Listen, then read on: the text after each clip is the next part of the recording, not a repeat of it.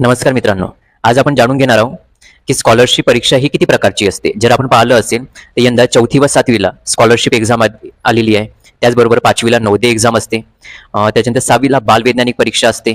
त्याच्यानंतर पुन्हा मंथन स्कॉलरशिप असते, जी पहिलीपासून तर 8वीपर्यंत असते. त्याच्यानंतर प्रज्ञाशोध परीक्षा असते, ती सुद्धा पहिलीपासून तर 8वीपर्यंत असते. त्याच्यानंतर उत्तुंग तेज बालवैज्ञानिक परीक्षा असते, ती सुद्धा 5वीपासून तर इयत्ता 10वीपर्यंत असते.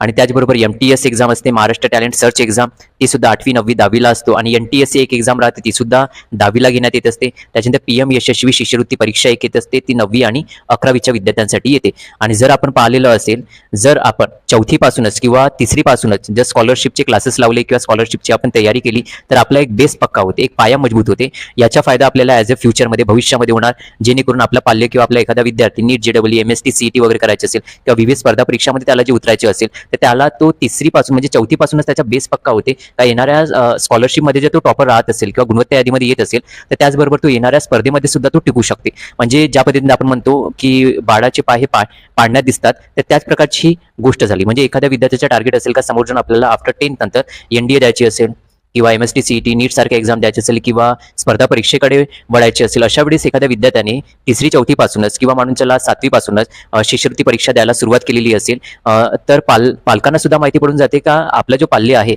जो मुलगा किंवा मुलगी आहे, ती कशा प्रकारचे परफॉर्मन्स करत आहे आणि समोर जाऊन आपण याचे नियोजन कशा प्रकारे करण्यात आलं ते सुद्धा आपण याद्वारे घडू शकतो. आणि त्याचबरोबर शासनाचे जे काही विविध स्कॉलरशिपचे एक्झाम असतात तर त्याच्यामध्ये आर्थिक पाठपुरावा सुद्धा देण्यात येत असते. म्हणजे 4थीमध्ये जर पास एखादा मुलगा झालेला असेल तर त्याला 18,000ची स्कॉलरशिप, 7वीमध्ये पास झाला असेल तर त्याला 27,000ची स्कॉलरशिप देण्यात येते. त्याचबरोबर NMMS मध्ये पास झाला असेल तर 48,000ची स्कॉलरशिप देण्यात येते. आणि जे काही मंथन सारख्या, प्रज्ञाशोध सारख्या, त्याच्यानंतर बालवैज्ञानिक सारख्या, MTS सारख्या, NTS सारख्या ज्या पद्धतीच्या छोट्या मोठ्या स्कॉलरशिपच्या एक्झाम असतात तर त्याच्यामध्ये पण आर्थिक पुरवठा विद्यार्थ्यांना होत असते. म्हणजे जर मानून चला त्याने जे 3री पासून तर इयत्ता 10वीपर्यंत जर त्यांना स्कॉलरशिपच्या, शिष्यवृत्ती परीक्षेच्या आणि जे काही ऑलिम्पियाड एक्झाम असतात त्याची जर त्यांनी चांगल्या प्रकारची तयारी जर केली तर मानून चला हाच पैसा जो त्याला शिष्यवृत्तीद्वारे भेटणार आहे तर त्याला ॲज अ फ्युचरमध्ये त्याच्या एज्युकेशनसाठी कामात पडेल. आणि पालकांना सुद्धा एक चिंता नाही राहणार का समोरच्या एज्युकेशनसाठी आर्थिक ताण त्यांना येणार नाही. तर त्यामुळे माझ्या तरी मते जास्तीत जास्त विद्यार्थ्यांनी शालेय स्पर्धेकडे वळावे, शिष्यवृत्ती परीक्षेकडे वळावे आणि त्याचबरोबर जास्तीत जास्त स्कॉलरशिप मध्ये पात्र होऊन समोरच्या एज्युकेशनमध्ये त्यांना फायदा होऊ शकते. तर आपले गुरुकुल CPS क्लासेस पवनी अंतर्गत आपण जवळपास 5 वर्षापासून हे क्लासेस